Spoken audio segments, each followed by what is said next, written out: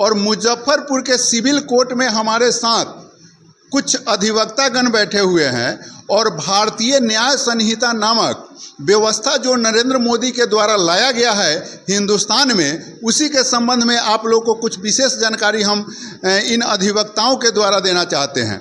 सबसे पहले स्वागत है आपका। मैं MN अंसारी, आज़ाद एडवोकेट, 2006 के दिसंबर से मैं एक अधिवक्ता के रूप में यहाँ कार्यरत हूँ। मैं नियमित अधिवक्ता हूँ। मैं ये कहना चाहूँगा कि हमारे आदरणीय प्रधानमंत्री श्री नरेंद्र भाई मोदी की ग्रेटनेस है, हाईनेस्ट है कि उन्होंने 1861 से जो कायम थी IPC, इंडियन पिनल कोड, उसके कमियों को दूर करते हुए 2023 में पार्लियामेंट के फुल मेजोरिटी के साथ BNS भारतीय न्याय संहिता का जो है को वजूद में लाया, जो 1 जुलाई 2024 से इन्फोर्स्ड है और वो जो है कि भारतीय न्यायालयों में क्रियान्वित की जा रही है।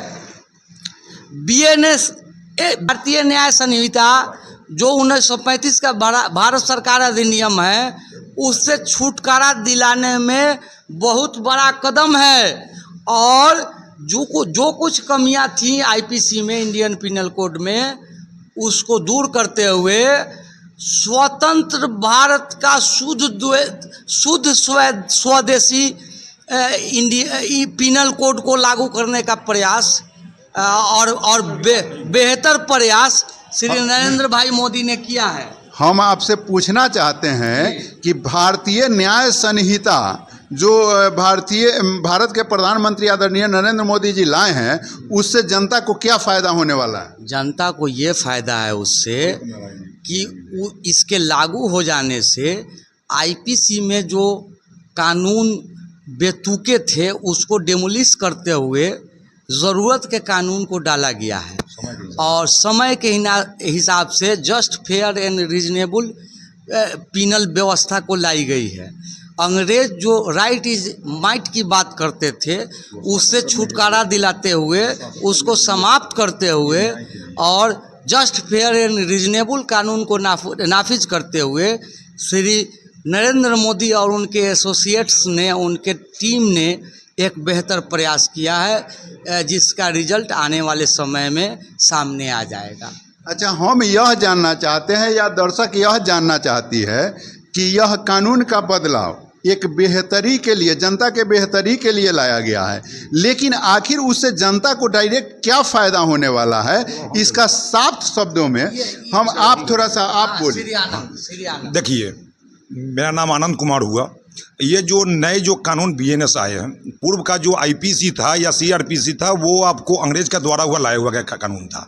उसके अंग्रेज का लाने का एक ही सिद्धांत था कि उसको हर हाल में भारत के लोगों पर उसको अपना शासन करना था, उसको शासन करने के लिए कानून लाया था। लेकिन ये जो मोदी जी जो नए कानून लाए हैं BNS, उसका पर्पस यही है कि लोगों में न्याय मिले। जैसे अब आप कुछ भी कीजिएगा, पुलिस की भी जवाबदेही है, कोर्ट की भी जवाबदेही है। अब आप हर माने किसी तरह से आप केस को आप टहला नहीं सकते हैं, बहला नहीं सकते हैं। पहले पुलिस क्या होती थी कि गवाही कुछ बोले या ना बोले, अपना मन से पुलिस वो डायरी लिख लेता था। लेकिन अब जो है, आपको पुलिस को भी अपने डायरी लिखने के लिए उसको वीडियो रिकॉर्डिंग करना होगा। उसको जो आप देख रहे हैं, ये जो अभी इंटरनेट का जो ज़माना आ गया है, हर तरफ हाईटेक व्यवस्था, उसको हाईटेक ढंग से उसको केस को सलटाना है, जिसमें कि अब आप अपराध कोई अगर करने वाले हैं तो अपराधी को बचने का अब उपाय नहीं है। और जो केस जो देखते थे कि पहले चलता था 10 वर्ष, 20 वर्ष, 25 वर्ष एक साधारण मारपीट के केस में, अब वो नहीं चलने वाला है। तो जिससे कि आपको आदमी जो भी हमारे जो भारत के नागरिक हैं, उनके मन में एक कानून का एक खौफ भी बैठेगा। जिस सवाल होगा कि भारत में 95% मामला जो है भूमि विवाद के वजह से होता है, लेकिन आदरणीय नरेंद्र मोदी जी जो कानून लाए हैं वह केवल क्रिमिनल नेचर के कानून का व्यवस्था किए हैं, सिविल नेचर में वह व्यवस्था नहीं किए हैं। तो क्या उनका सलाहकार इस बात की उन्हें कोई भी चर्चा नहीं की है कि हाँ भाई सिविल नेचर के केस से जो ज़मीन से संबंधित मुकदमा है उस मुकदमा से है 95% जो भी ऑकरेंस उत्पन्न होता है भारत में वह सिविल नेचर के केसेस से होता है। तो वैसे परिस्थिति में उस पर कुछ व्याख्यान क्यों नहीं किया गया? जी, मैं एडवोकेट आकाश, चूँकि सिविल के जो मामले होते हैं, civil dispute according to guide होता है सीपीसी से, और अभी जो नरेंद्र मोदी जी ने लाया है आईपीसी को चेंज करके, इंडियन पैनल कोड को चेंज करके भारतीय न्याय संहिता, अंग्रेज़ों ने जो बनाया था भारतीय दंड संहिता, इंडियन पैनल कोड, क्योंकि वो भारत पे शासन करते थे, भारत पे शासन करने के लिए उन्होंने लाया। अब माननीय नरेंद्र मोदी जी का कहना है कि मैं भारत के लोगों को न्याय दूंगा, इसलिए भारतीय दंड संहिता को बदलकर भारतीय न्याय संहिता कर दिया गया है। अब भारतीयों को दंड नहीं मिलेगा बल्कि न्याय मिलेगा।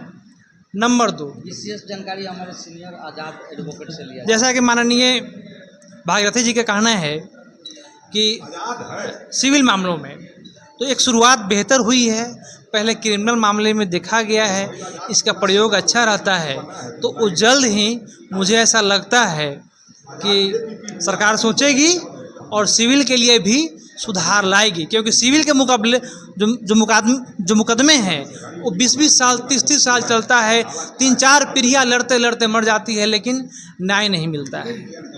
तो इनका भागीरथ जी का कहना बिल्कुल सही है कि सिविल मामलों में भी सुधार होना चाहिए, और जो मुकदमे जो चलते हैं काफ़ी लंबे समय तक उस पर भी गवर्नमेंट को ध्यान देना चाहिए, सरकार को ध्यान देना चाहिए।